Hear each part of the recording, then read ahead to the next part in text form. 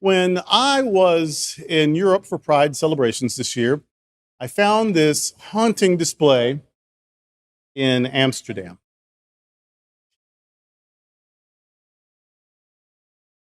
I'm trying to show you another thing, but it's not happening.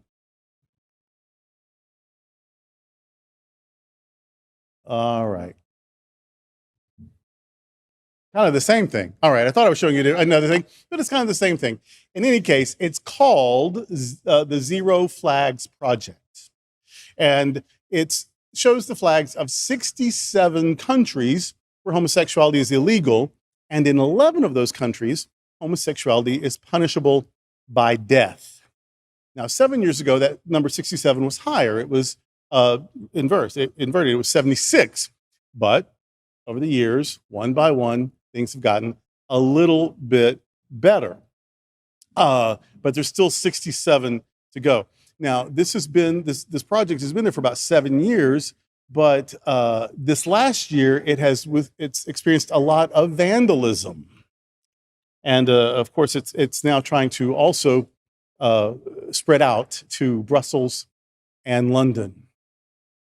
We often hear about the draconian legislative attempts in various U.S. states to limit LGBTQ self-expression. And while that is terrible, LGBTQ people in other countries face even greater dangers. Now, whether authorities are trying to block gays from adopting or trans youth from getting appropriate medical care, or if they're threatening prison for LGBTQ people for merely existing, the sad truth is that such oppression is fueled by religion. And that's why we use a religious format to combat such cruelty in the world. Rather than fight religion, we try to create a spiritual community that offers a healthy spiritual alternative. Religion that dominates and harms is as evil as any institution that abuses people. But spiritual communities committed to justice and healing can change the world. It's the Jesus model, really. Jesus, in a religious context, confronted religion that had become self-satisfied, privileged, and a weapon of injustice. He used a reformed spiritual mindset to challenge religious cruelty and heal its victims. As part of a religious society, he confronted religion gone wrong. And so we're following that model. For centuries, people have used God's name in vain to promote hatred, violence, and oppression. Sunshine Cathedral, understanding God as the presence of all-inclusive, unconditional love, is committed to telling the world God is love, and love neither commands nor condones cruelty.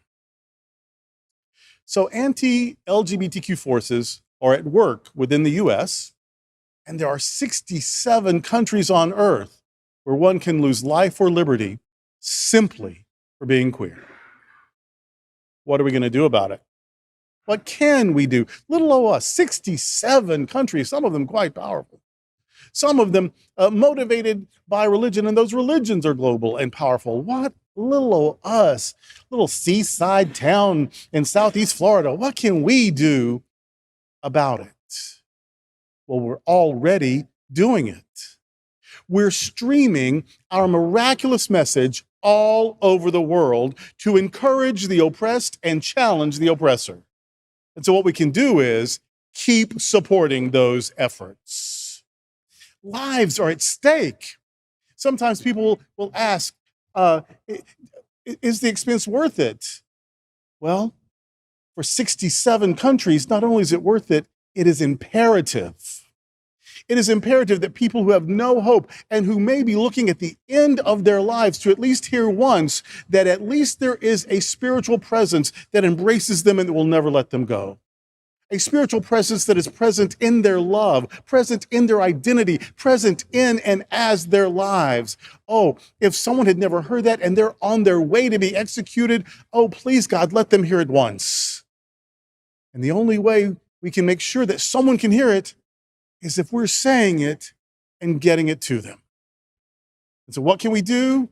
we can keep sharing this message in every way possible, at the mic, in print, on the internet, in live stream, and by travel, every way we can think of.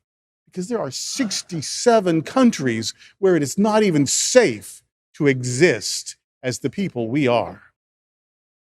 So we're going to keep trying to get to them and tell them that that's not God's opinion. And there are 9 countries that have changed their opinion in the last 7 years. And so we're not going to work until the other 67 follow suit, including the states in our own country that have lost the plot. Let us keep sharing our message with a world that desperately needs it. And may God bless our every attempt to touch the world with love. Amen.